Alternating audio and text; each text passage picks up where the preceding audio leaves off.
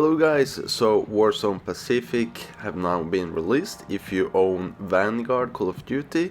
So I was really curious to see how the performance would be, because I feel that always with the older updates in Verdansk the FPS and such dropped with every update or like season. So it would be interesting to move on to Pacific to see the frame rates here. It's built on the same engine and stuff with same interfaces, so I wouldn't really think that the performance would be that big of a difference, but still we will see some differences. So on my first run on Verdansk in the most heavy environment in downtown, we got around 102 average and a 1% low of 72 frame rates per second on a 3080 4K cranked to the maximum. And here we are now playing on the new Pacific map. I have moved along the map to see if there's any areas that is more heavy than others, but it seems like if you start off on this peak here and look downwards, you will see the biggest FPS drops, because then you will have to render all of the surroundings and such. So I think that is a good starting point, and then just jumping down into the lower terrain and such for a frame rate FPS run. And as we can see up to now, the frame rates is a little bit lower compared to Verdansk. I'm not sure why, of course, but it's maybe something to do with all of the trees and objects and such around the map.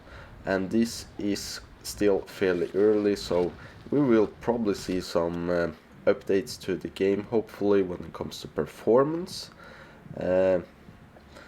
And now let's check with my CPU if we have dropped any frames because of that. And then I have set the game to 1080p with all of the lowest settings, so we don't put too much strain on the graphics card.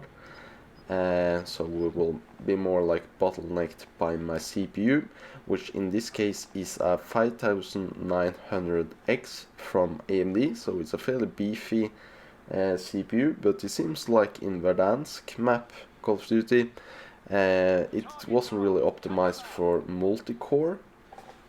So in general, playing on AMD systems, I was mostly bottlenecked by my CPU, like when playing with a 3600 from AMD Ryzen 5.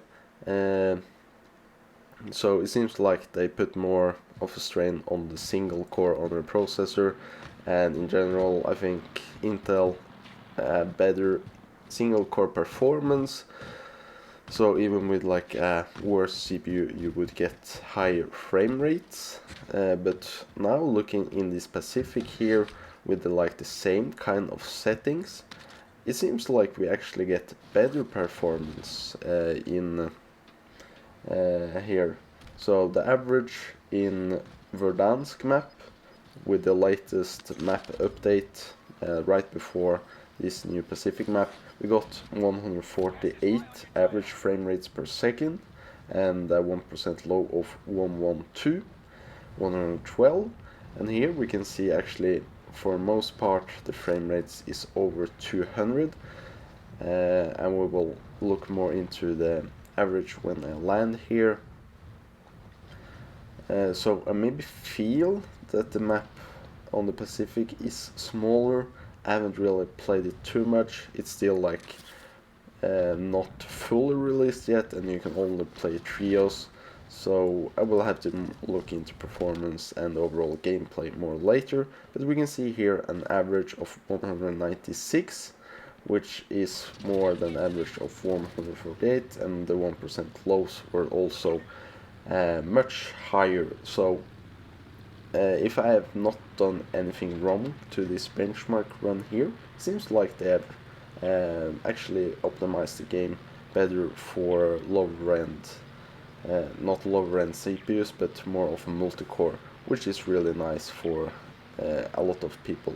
And here we can see me playing around with the plane. I thought maybe we'd see some bigger FPS drops and such, because then we are moving really fast around and having to render big scenes.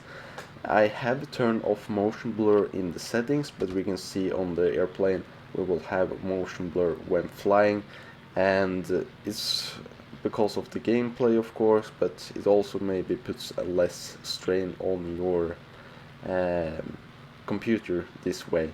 So flying around, we don't really see any big FPS drops compared to normal playstyle. This is back to 4K with the highest settings, so an average of around 91 with 1% lows of 70 is not an issue at all. And if we compare this to just flying around from dropping to the airplane, we can see that we have lower frame rates just parachuting. And then we have to maybe render bigger scenes because we don't have that motion blur, but we are moving slower. So yeah. So if we are gonna sum up my benchmarking here, hopefully I've done the testing right and all the settings and such was the same between the games. We will see that we got FPS loss when it comes to your GPU. So if you are like GPU bottlenecked in your system, you will probably then see a FPS drop. And with my 3080 like cranked here on 4K high settings, just to put most strain on my GPU in this testing here, we saw the average going from 102 in Verdansk to 81 in the Pacific. So that is actually a 21%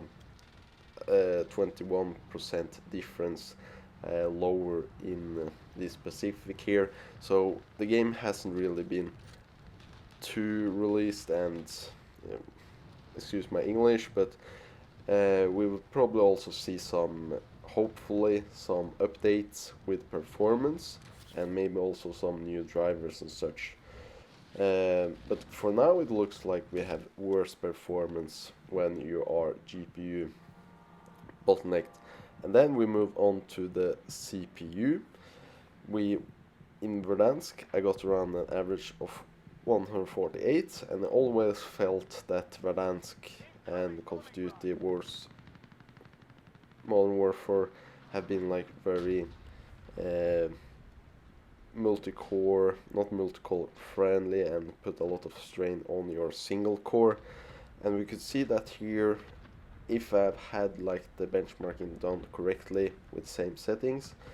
I'm like not too sure, because we went from 148 average in Verdansk to 196 in the new Pacific map. That is actually an increase in 32%. So either my testing wasn't done correctly, or maybe it have something to do of the size of the map and objects, or they have actually optimized the game now for better multi-core performance.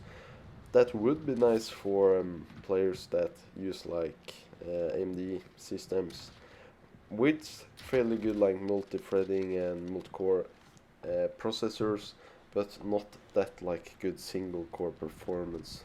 So I was mostly always bottlenecked with Ryzen CPUs compared to GPUs, especially when like I played around with my Ryzen 5 3600, I was like down in the 80 FPS, even with a good graphic card, playing on like 1440p, and even putting the settings down to 1080p.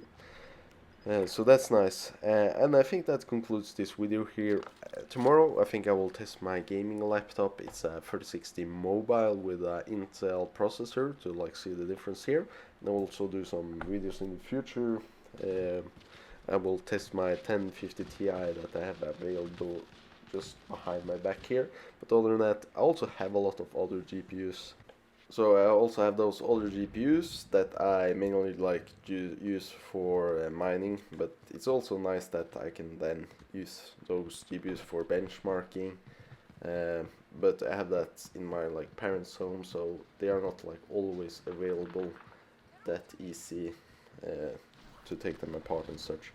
But then I have a 3070, 3060, 2070, 2060, 1070.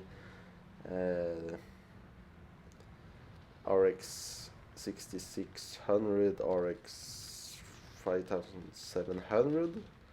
So a lot of different GPUs, so I will maybe do some more testing in the future as well to validate my points and test out more systems. But that also takes a lot of effort and I work full time, so it's not like I get any pay for doing a video like this, but I do it for fun, and I hope that you found some useful information about this, because I was really curious to see the difference here in performance. But enough of my bad English rambling around, and probably nobody's listening to this point. But yeah, this concludes this video, and I have to say thank you for watching.